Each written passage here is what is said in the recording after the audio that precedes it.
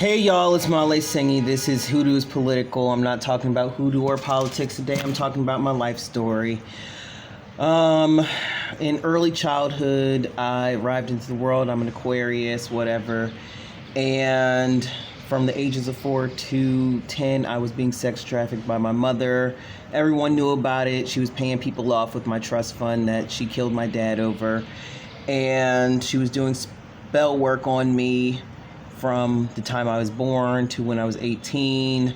She told me that my dad was a deadbeat from North Carolina, but he's actually an Amazigh man from Libya. And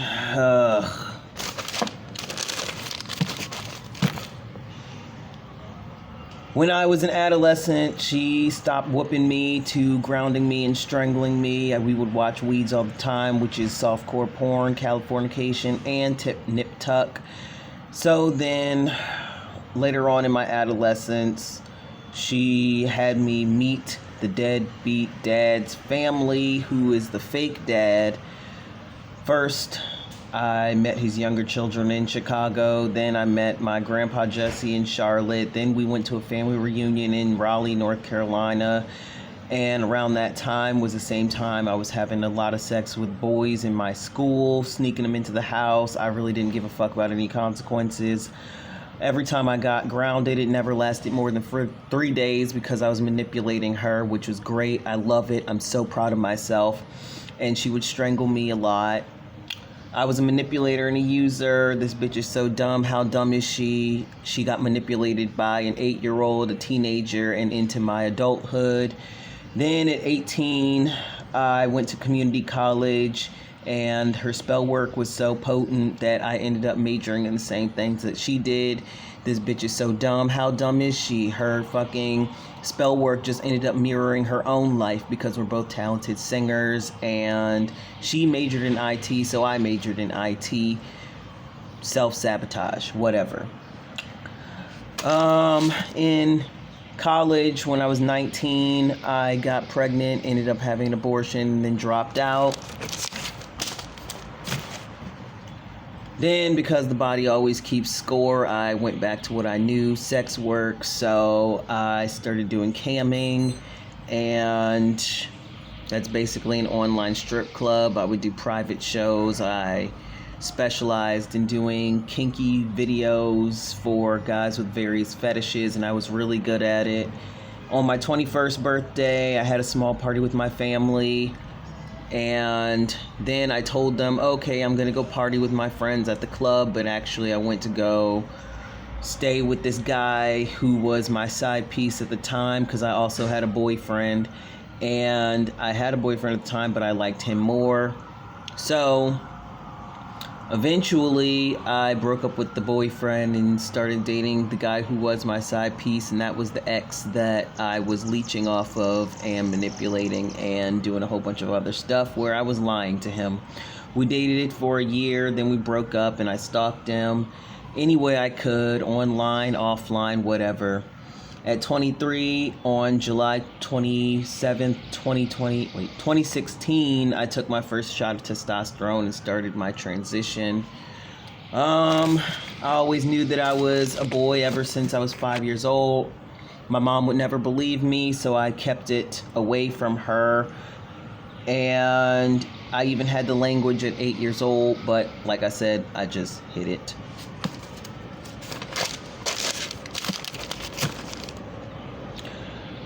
Then, after I started my transition, I had to move back in with my mom because I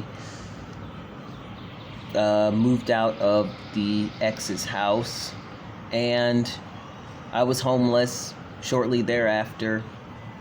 I returned to sex work, and I started doing in-person work instead of online work as a professional submissive, or just good old-fashioned hooking. And I loved being away from my mom, even though I was living out of my car. It was great. I hated her, and I loved being away from her. Then I met Angel Flowers, who probably changed her name because I got a Facebook update from the friend suggestion saying that her name was Nazara Cooper now, which you not getting out of it that easy. She was 19. At that time, she won't Angel Flowers yet. She was still using her quote-unquote maybe dead name. But she was 19. I was 23. She was sent in by the FBI to try and get me imprisoned so I wouldn't be where I am today. Then she would always talk about committing violent and destructive acts of protests, but she would never follow up or follow through on it. And while I was homeless living in my car, she would keep tabs on me all the time. And as a way to keep tabs on me, she let me crash on her couch for a couple of months. Then, eventually she was like, so I can't keep footing the bill. And I was like, oh, okay. And then I kept spending time in my car. And eventually in 2016, I spent time with an organization developing my mind as a political strategist. And generally being one of the most radical people in the room. So this is around the time that I was very loud and proud about hating white people, and eventually I got my own place in 2018. In 2018, I left the organization that I was with and started organizing with the local group.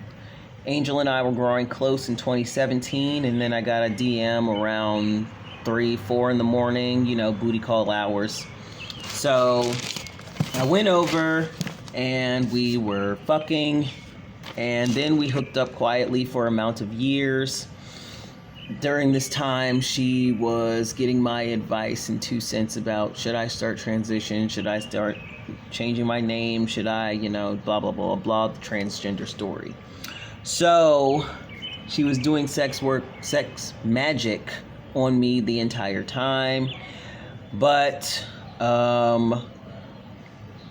that was to start her own career as an artist and do a whole bunch of other shit, I guess. The whole time I was telling her that I'm not interested in a relationship. I don't want to date you because you're polyamorous and I am not interested in that. I want a monogamous relationship. We ain't aligned on that, so for me it was a non-fucking starter. She was mad about it, so she always kept pressing the issue. Doing more sex magic on me, and she would do the whole thing where, I'm gonna pose a question, pull away, pose a question, pull away, try and get you hooked, or whatever. It was never even like that. I'm just like, hey, you're my friend, so I want to maintain contact. On August 26, 2019, I was diagnosed with HIV. Summer 2019 was a wild one. My legs stayed open like a motherfucking 24-hour deli in Brooklyn. Like, lots of niggas just running in and out of that bitch. So, in 2020, we were kissing and groping on her porch. Sometimes I be getting down like that. What can I say? I'm grown.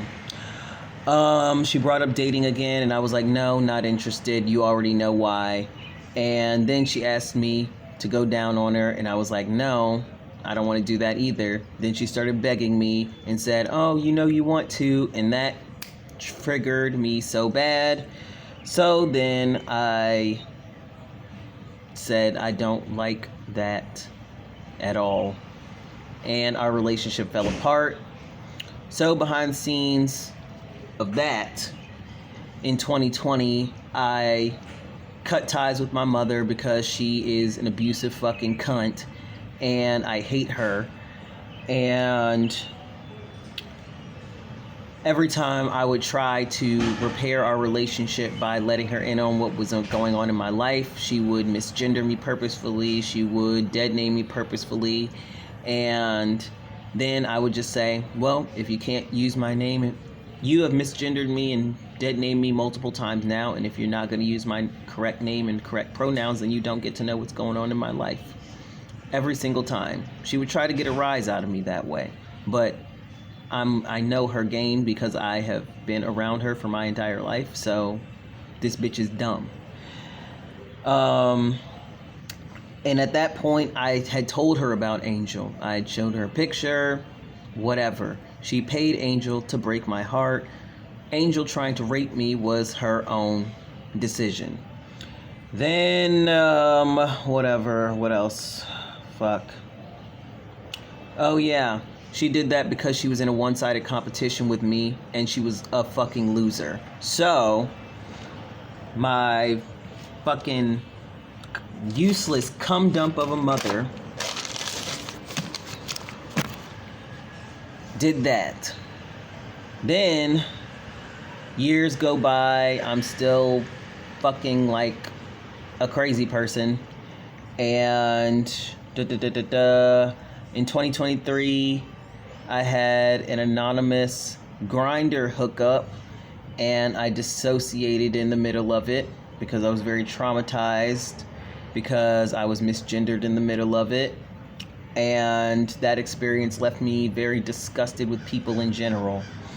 I went celibate because I was harmed by someone I loved, a woman that I loved, and by a man that was a complete stranger. So, people ain't shit. What can I say? I put my pussy on lockdown, and then in 2020, June 5th, 2023, I moved to New York City because my ancestors told me to, and I was doing a lot of deep-rooted healing.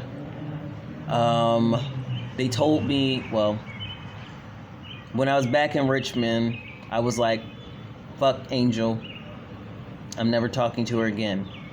They said, you need to apologize. They told me that she was supposed to be a soulmate in my life and that we were supposed to be together. They said, you need to talk to her. You need to let her know your feelings about her. And I was like, no. I know she's going around telling people that she's on that Darvo shit. She's telling people that I did to her what she did to me. And he said, you need to talk to her. You need to be vulnerable. So, on June 5th, 2024, exactly 1 year of me living in New York City, we met up in Prospect Park. Now, I know the reason she wanted me to meet her in Prospect fucking Park is because it's super huge, super public, and she wanted to make it look like she just has boys falling at her feet all the time, telling her that, oh, I love you so much, you're so great, I love you, DJ Archangel, because you have so much clout and you're amazing. It was never like that for me. The relationship door was never even open, not since the beginning, because again, I want a monogamous relationship. I want one partner that we're committed to each other. Maybe we have some fun on the side, I don't know, fuck it. But she's polyamorous. That's the whole thing.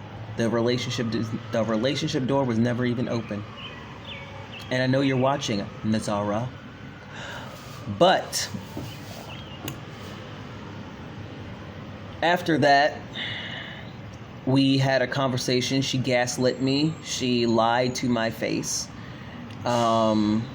She said, oh, the last time we spoke, you said you didn't want to talk to me for blah, blah, blah, blah. What actually happened was, the last time we talked, I said, I don't want to have this conversation over text. I would rather do it in person. She said, I don't want to talk to you unless you're apologizing. So like I said before, my ancestors told me to apologize, so I did. And then, after we met up in Prospect Park, I thought everything was fine. I thought we had cleared the air. So then, we decided that, okay, we're going to catch up. We're going to catch up and, gradually build our relationship so that we can learn to trust each other and become friends again. Do you know this bitch fucking ghosted me? Yeah. I messaged her on Instagram as we normally do, and I was like, hey Angel, when do you want to meet up? Hey Angel, when do you want to meet up? Oh, my mental health has been so bad, blah, blah, blah, blah. I'm like, you know what, get your mental right. I don't want you to, be fucked up the first time we meet after this. Cool. Hey, Angel, when do you want to meet up? Is everything okay? Oh, yeah, I've just been so busy lately. Let me know your schedule and we'll make time. So, I gave her some fake times because whatever. And then I was like, hey, Angel, do you want to meet up? Let me know. She's like, oh, let me know your schedule. I gave her my schedule. And then I was like,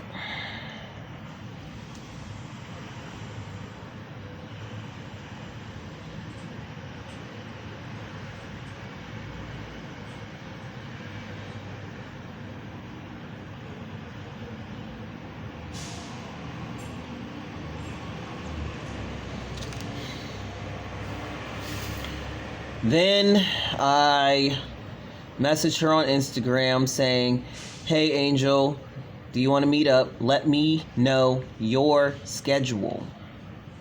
I said that for a reason. So then she pulls the whole, oh, sorry, I've just been so busy. Let me know your schedule. And I ain't say shit. I did not respond because I said, you let me know. I let it go. I mean, I don't need you. You're the one who needs me. You're stealing my fucking energy so that you can have a career in the first fucking place, you untalented fucking whore. Yeah. Stealing my music taste, stealing my ideas, anything. Yeah. That's why I thought your music was great, because it was my music. But do y'all know? You don't know. So I'll tell you. I let it go. I was like, oh, okay, she's doing the same thing she always does. 14 weeks. I was like, wait a minute. I don't think she ever texted me back. I looked on the conversation thread. 14 weeks. I blocked her automatically. Then one day I was out doing my stroll at work and I did a cord cutting. I thought about our relationship and cut the cord right then and there on the street. And I know it worked because I felt it right in my heart, and I was like, oh, well, that's done. That's done.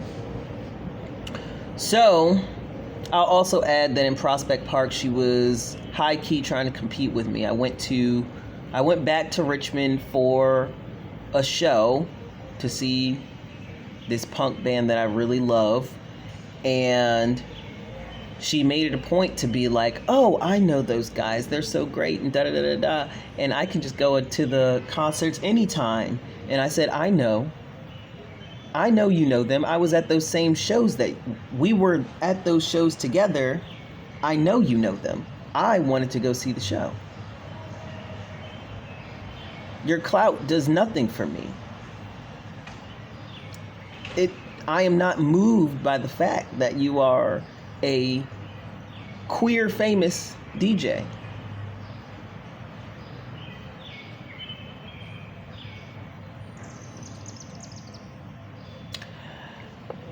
But that was what happened between me and her. And as soon as I called my energy back, I know you down bad. I know.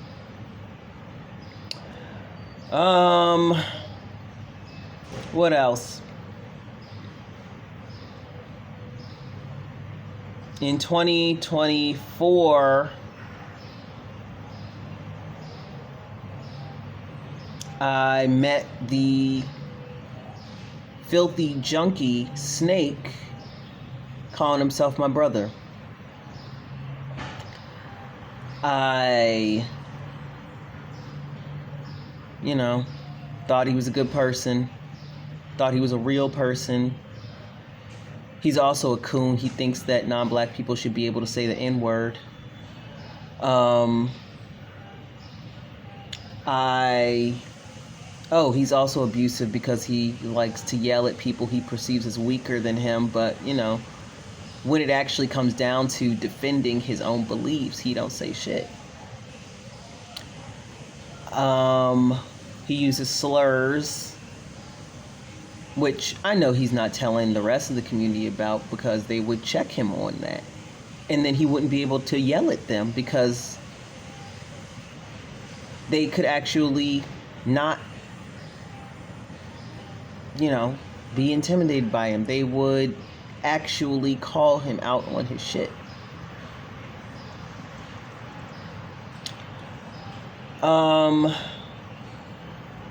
But yeah, he introduced me to the disgusting pedophile cult leader who looks like a naked mole rat. And that's because he is also an aspiring cult leader. Yeah. So y'all know that whole story about the party that was supposed to be a humiliation ritual where I ended up humiliating the cult leader who's also a pedophile and an abuser. And it's so funny. Now that I'm talking about this, it is so funny that this cult leader thought that those two guys that I came in with were actually your friends, because later that night, they was telling me that your house is fucking filthy. They was telling me that you got roaches living in your fucking fridge and you got to split meals with the rats so that you got shoes for tomorrow morning.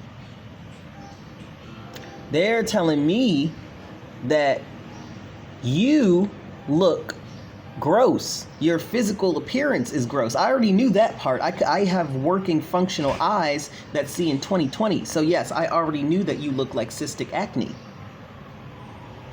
I already knew that you were an abuser. You said it out of your fucking mouth. Everyone always says that I'm a pedophile and abuser. Everybody says that? They always say that? I could see from the fact that you were surrounded by nothing but early 20-somethings. And you are 22 in your fucking 40s. This guy is running a cult. But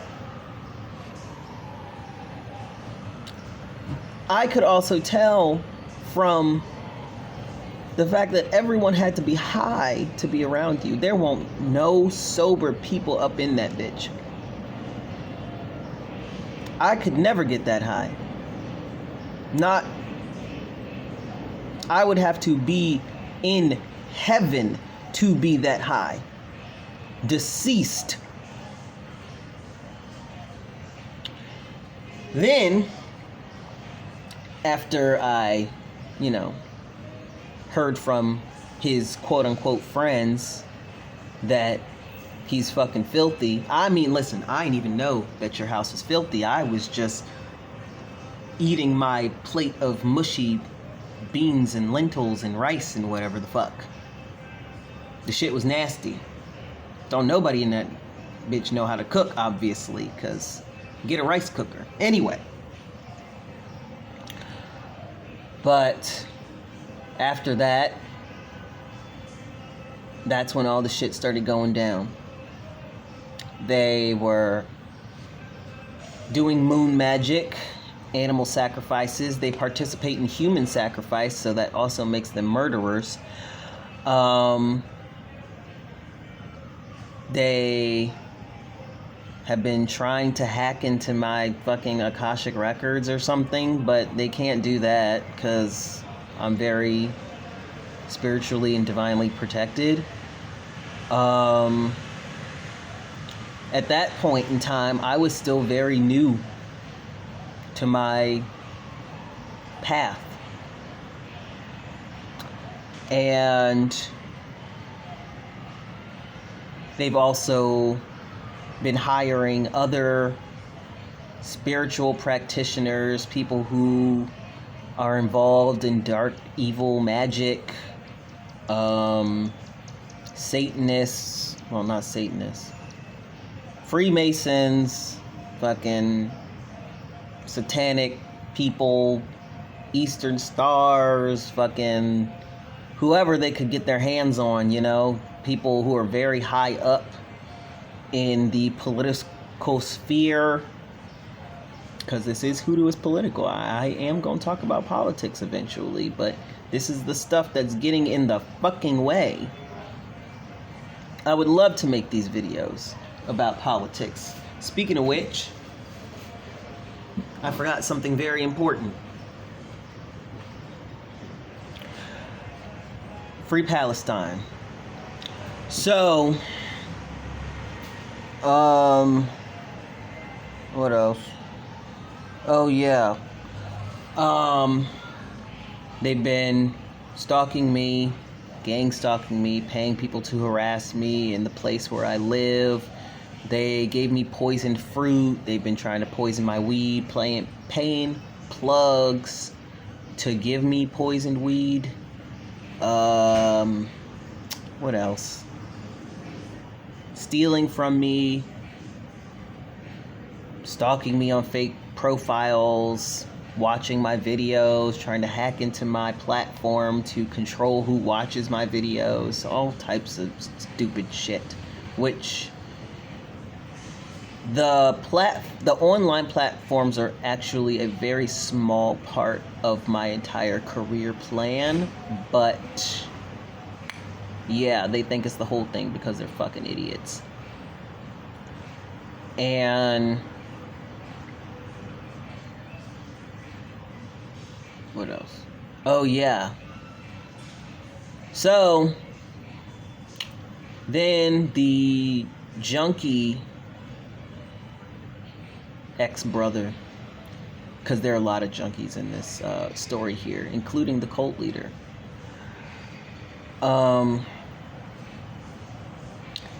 He set me up because he didn't want to be around me anymore. The specifics of what happened are this. The first time I tried meth, a mutual friend of ours who also sells was telling us about how, oh, I love fucking on meth. I love having sex when I'm high on meth, on Tina, because you're very uninhibited and you just feel like you can do whatever you want to do. And I said, well, that would not be good for me because I suffer from sexual compulsion and I don't know what would happen.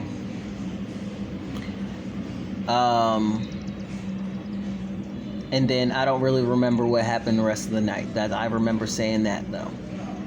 I'm like, no. I also remember that I hate meth because I feel very out of control. And I don't like not being able to sleep. I love sleeping. I love taking a good nap. I like to be in control of when I'm awake and when I'm asleep. That's it. But then I told him about that sexual compulsion. I don't want to be out of control of my own body. And yeah. So then maybe like a month or so later, the ex-brother, is like, hey, this friend of ours thinks that we hooked up, which y'all must really think that I am some dumb ass bunny that fell off the motherfucking carrot truck. Because what do you mean he thinks that we hooked up? We both know that we never hooked up because we ain't never had no fucking sex with each other. That's disgusting. That's incest. But I suspect that he was doing that as a way to gauge what my feelings are towards him because he might have had a crush on me. Unexpectedly. We was already agreed that we are brothers. But then these feelings arose in him. And of course, I was like, ew, that's disgusting. We ain't no fucking West Virginia family, because that's what they be doing over there. And I'm from Virginia, so we know what they're like. Anyway, so he says that, and I make a big deal about, ew, I don't feel that way, because I don't fucking feel that way. It's disgusting. And then the following week, he pulls the shit of, man, I can't get addicted to this shit. And I'm like, yeah, that'd be fucking terrible. I'm gonna smoke the whole bag, and then I'm gonna break the pipe. And like an idiot, because I care about him, because I don't want him to die of an overdose, I say, I'll split it with you.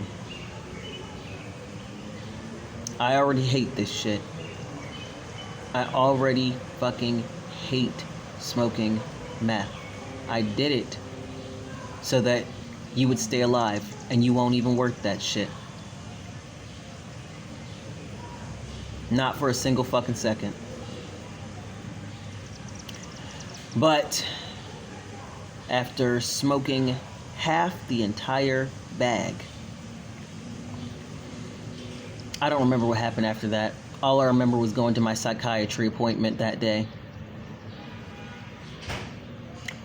So, some months later, he finally waits till I fuck up in a social situation because a nigga's autistic, so that he could get mad at me, so that he could yell at me. And this is the fucked up part. I just had to stand there and take it, because this is actually a valid reason. Turns out that I had, not just once, but twice, touched my genitals. Not necessarily masturbating in front of him, but just touching in front of him. And what he did not anticipate was that I wanted to be held accountable for my actions. My specific words to him were, I can't do anything about it if I don't know that it happened. And I'm here thinking that nothing like that has ever happened, and it's happened twice. And I'm just hearing about it. So we ended that interaction with him sobbing, and he gives me a giant hug. So I feel like, okay, the air is cleared. We are in a place where we can work on our relationship and build the trust between each other, and he fucking ghosts me.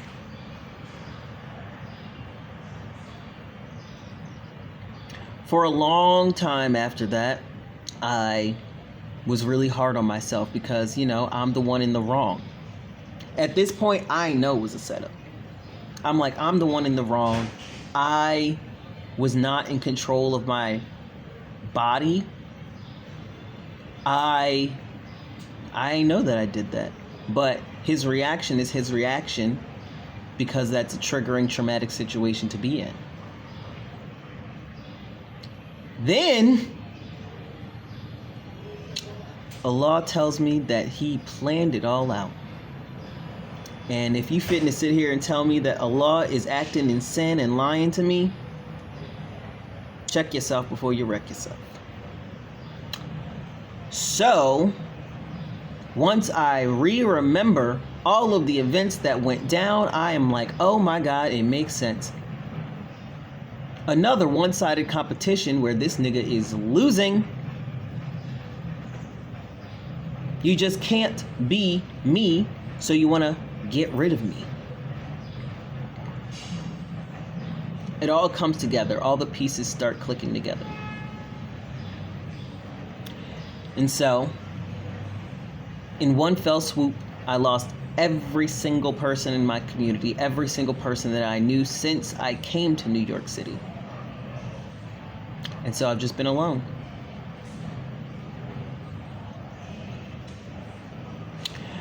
...2025 rolls around. I turned 31. Y'all saw that video. And on February 28th, I started 40-day and 40 nights fast. Yep. Just like the prophets that preceded me, just like Jesus the Christ, just like Moses and Noah, and all them other niggas. And I finished on April 9th. I had my first meal of a lamb gyro with all the sauces, 6 stripes of Kashmiri hot sauce, and falafel on the side. It was perfect. It was beautiful. I cried on fucking 5th Avenue, no, 8th Avenue, and gave all praises to Allah subhanahu wa ta'ala. Alhamdulillah. It was beautiful. From the halal food truck. And because I completed that 40 days and 40 nights fast, there's a specific title for people who do this. Christ. So now I get to extend my title of Male Tsingy Onyenye Ohene Aniwa, the Christ. And currently, I am developing my spiritual gifts as a channel, as a straight channel from on high and down below, and traveling through various spiritual realms so that I can bring messages on hoodoo is political. And that's why they hate me. I have only been doing this since 2022. And I am Tsingy the Christ. That's just what it is. If you had told me on January 1st, 2022, that a nigga was fitting to be Christ, that a nigga was going to fast for 40 days and 40 nights, I wouldn't have believed you. I was really here being like, okay, I'm going to connect with my family. I'm going to know more about my history. And yes, all of that has happened. But Allah had so much bigger plans for me. And as a way to prove that I actually have done this 40 days and 40 nights, y'all's approval don't really mean that much to me, but I have actually done this. There are specific rules. Good thing I found the rules, because I usually have a difficult time. That's how y'all know that Allah wants me to do this. So, of course, there's the fast. No eating. Not a single morsel of food. I couldn't even eat gum. I could only drink fluids and broth.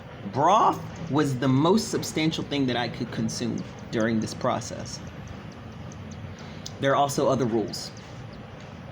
Wear all white. All white. Even the socks, even the underwear. It's about purification. It is about reflecting. The color white is important, not because white is so great, white is right. It's because of purification, and you're reflecting energy. Black absorbs energy, white reflects. Scientifically, it connects. This one was a fucking bitch. The next rule, no cussing. Not at all. Thinking it is one thing. Saying it out of your mouth is a total different thing. And now, because I'm Tsingy, a nigga's an overachiever. A nigga likes to put myself into impossibly high standard of being a good person. So I was like, I need to cleanse my thoughts. I'm not even gonna think of cuss words. And of course, Allah was like, hey, in his most gentle way, are you holding yourself to an impossibly high standard of being a good person? Or, see, that